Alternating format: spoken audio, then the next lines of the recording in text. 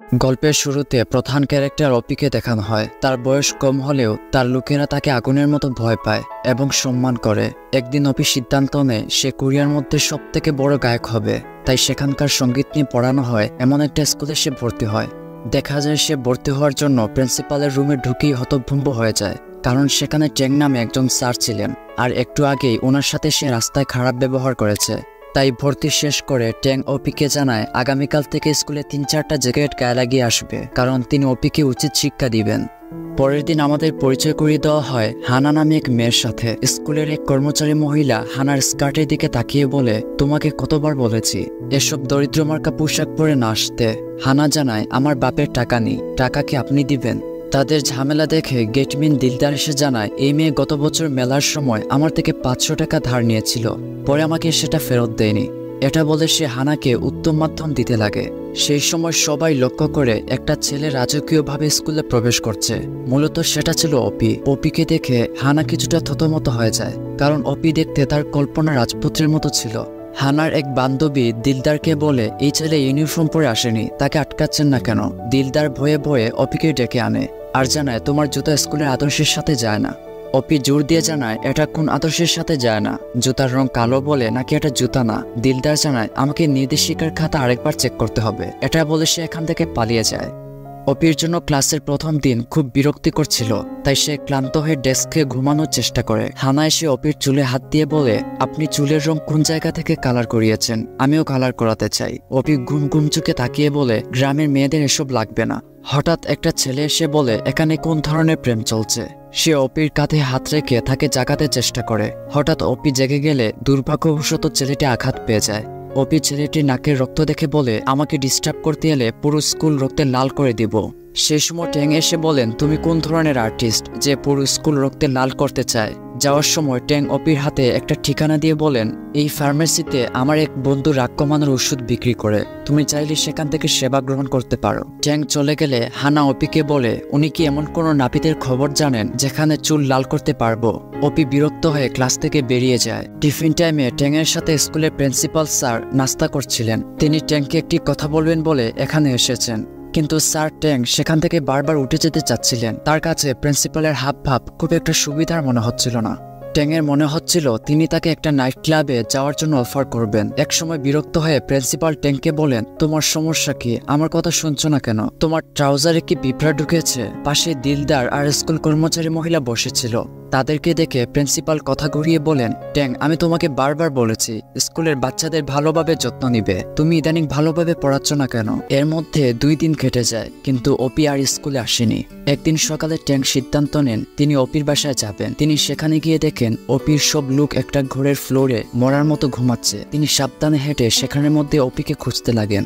হঠাৎ কিছু একটার সাথে ধাক্কা খেয়ে তিনি একটা লোকের উপর পড়ে যান।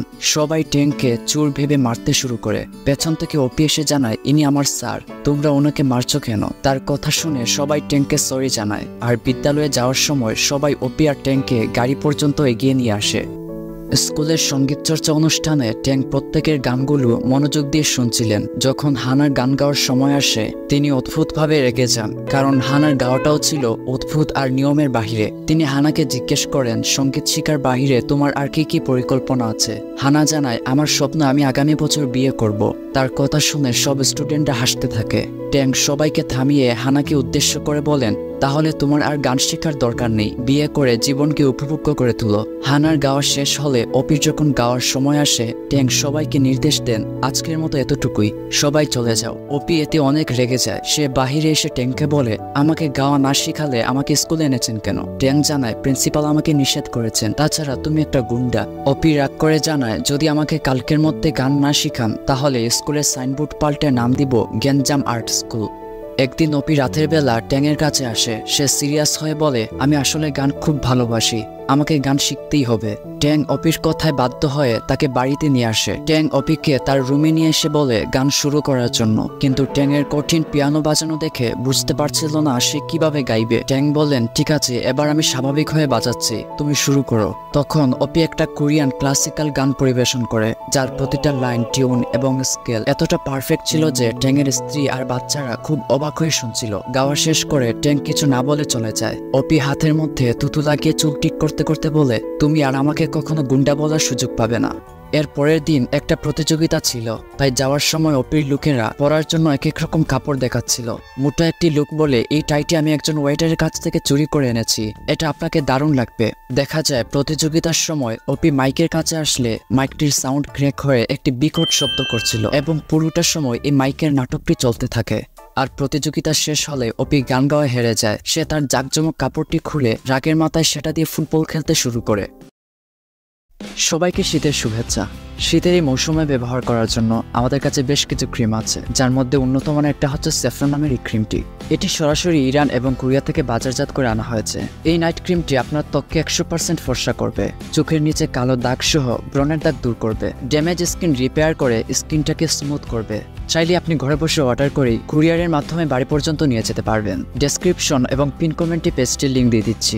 যদি লিঙ্কে ঢুকতে সমস্যা হয় তাহলে স্ক্রিনে থাকা নাম্বারের হোয়াটসঅ্যাপে নক দিবেন। রাতের বেলা মন খারাপ করে অপি রেস্টুরেন্টে ড্রিঙ্কস করছিল, তখন ট্যাং এসে তাকে নিয়ে মজা করতে থাকে। সে বলে, তুমি কি ভেবেছিলে হাস্যকর একটা রূপালী স্যুট পরে গেলে সবাই তোমাকে পুরস্কার দিয়ে দিবে, আর তোমার গাওয়ার ধরনও ছিল তুতা পাখির মতো। অপি জানায়, শুধু মাইক নষ্ট ছিল, না হলে অনেক ভালো করতাম। অপি আরও বলে, যদি আমাকে আপনি গান শিখান তাহলে এই মূল্যবান লাইটটি আপনাকে দিয়ে দিব। কিন্তু ট্যাং শুধু নিজের কাছে ফোকাস করো বলেই সেখান থেকে চলে যায়। পরের দিন সকালবেলা হানা আর তার বান্ধবী স্কুলে ছুটছিল। হানা তার বান্ধবীকে বলে, আমরা দৌড়াচ্ছি কেন? বান্ধবী বলে, কারণ তারা দৌড়াচ্ছে। হানা আরও বলে, তারা কেন দৌড়াচ্ছে? তার বান্ধবী এতে কোনো উত্তর খুঁজে পায় না। তারা খেয়াল করে আজকে অপি ভদ্র ছেলের মতো ক্লাসে ইউনিফর্ম পরে এসেছে।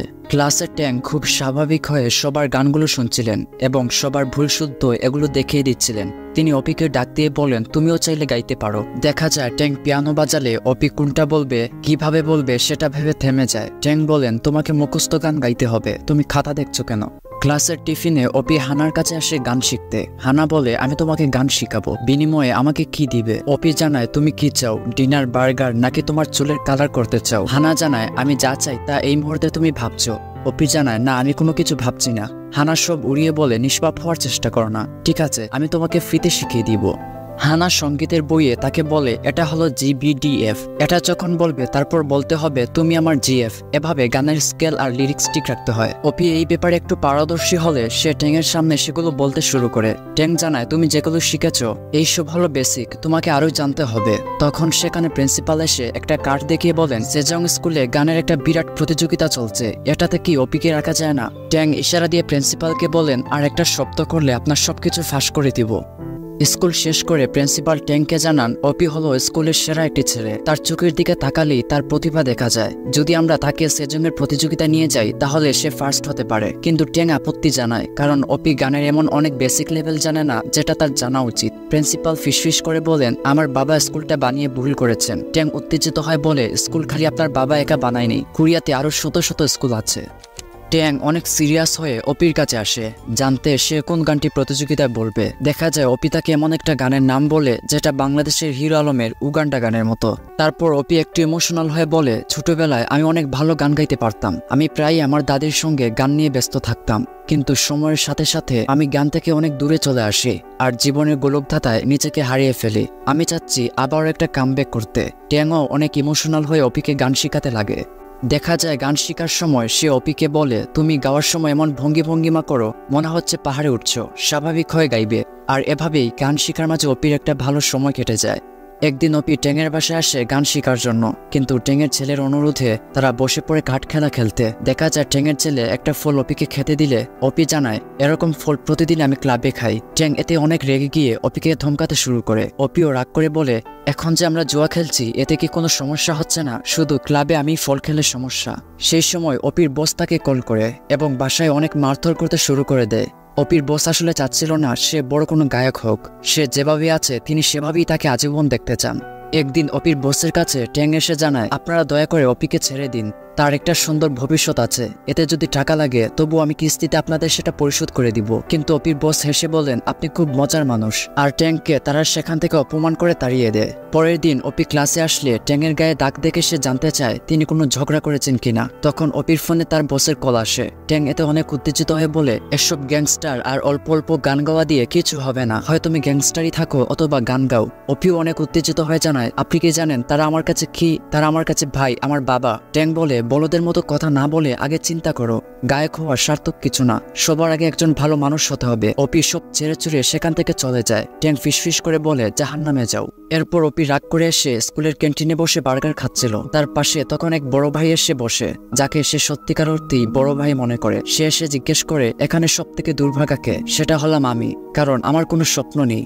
আমি আজ যেমন কালো তেমন, যদি আমার তোমার মতো প্রতিভা থাকতো তাহলে অনেক দূরে চলে যেতাম। সে অপিকে আরো জানায় সেদিন বিগ বসের সাথে তোমার শিক্ষক দেখা করতে এসেছিলেন, তিনি তোমার জীবনের জন্য নিজের পা কেটে দিতেও রাজি ছিলেন। এসব কিছু শোনার পর অপি তার বসকে জানায় সে তাদের দল থেকে বেরিয়ে যাবে, কিন্তু তার বস অনেক রাগান্বিত হয়ে তাকে বলেন বলে ফেলো তোমার কবর আমি কোথায় দিব।